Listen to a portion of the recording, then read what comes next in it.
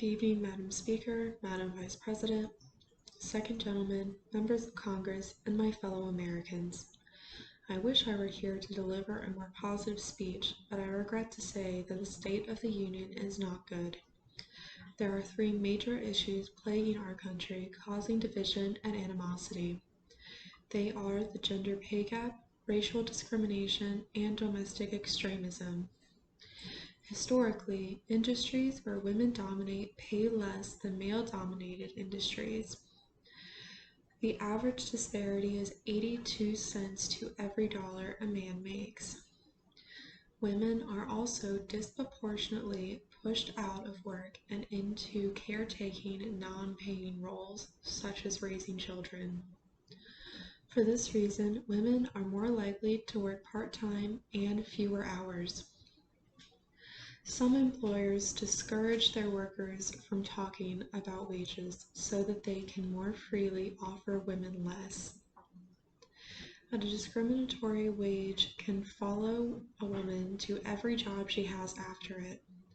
If one employer pays a woman less and she moves to a different job, if they go off previous salary, that discriminatory pay can follow her. Many industries have not adapted to women coming into the workforce. For example, NASA had to postpone an all-women's spacewalk in 2019 because the suits were only designed for men. To mitigate this problem, I will require that employers must set criteria for how much each employee will get paid based on previous experience and performance. This will make it harder for employers to pay women less and when they have the same experience as their male coworkers. I will also be mandating paid maternity and paternal leave to at least 2 months for every employee. This will make it so that women can stay home longer after having a baby to recover and spend time with their new child, as well as let fathers do the same. It will also ensure that women are not forced back to work too early after giving birth in order to pay for expenses. Free daycare for middle-class and low-income families will also help working parents ensure that their children are taken care of while they are at work. And women will not have to worry about having to leave their jobs in order to take on caretaking roles unless they want to. To help reach my goal of closing the gender pay gap, I have invited Robin Blue Eyes to be here tonight and consult in the future on this issue and my policies regarding it. She is a research associate at the Center for American Progress, and I believe her input will be invaluable. The problem of racial discrimination has been with the United States of America since the beginning. And as we saw in the summer of 2020, tensions caused by this history are coming to a head. Police violence against minority communities is in part due to the history of policing that most people want to forget. The police started as slave catchers that evolved when slavery was outlawed. This history still affects how police officers interact with citizens. Studies at the University of California reported appalling findings of police discrimination and brutality towards minorities. They were found to have fired at armed black men more often than armed white men. They decided not to shoot an unarmed target more often if the target was white than if the target was black. They mistakenly shot unarmed black men more often than unarmed white men. These results also conclude that an officer is more likely to act in this way if they believe in racist stereotypes. In addition to this, Black people and Native Americans are more likely to be stopped and searched without cause or a warrant than a white person.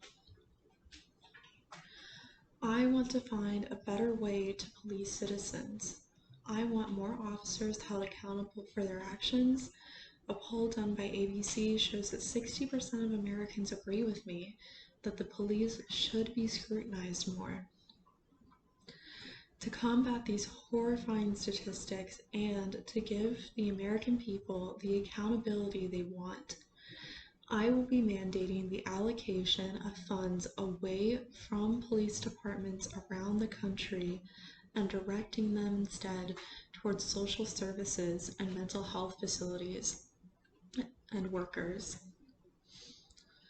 I will also decriminalize all drugs, and people caught with them will instead be sent to rehab facilities that will also receive funding previously put towards the police departments. Some of this money will also come from the bloated military budget. When looking at military spending, America could cut their military budget in half and still outspend every other country on military spending. Surely we can spare some of this money for the welfare of the American people.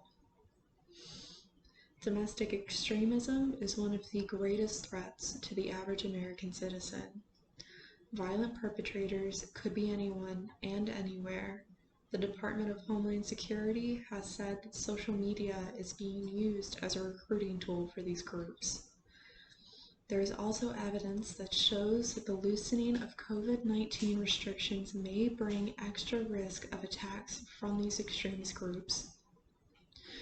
More people are gathering in public spaces for the first time in over a year. The DHS has already set up a domestic terrorism branch of the department in anticipation for a rise in domestic extremism. More specifically, the threat from domestic extremism comes from far-right groups that align themselves with white supremacist, anti-Muslim, and anti-government ideologies. These groups have the overwhelming majority when it comes to both planned and completed attacks.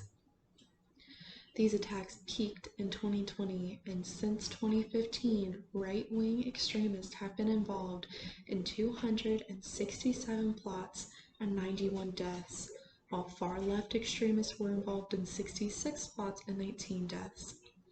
These domestic extremists have been radicalized through social media, disinformation, and biased media sources.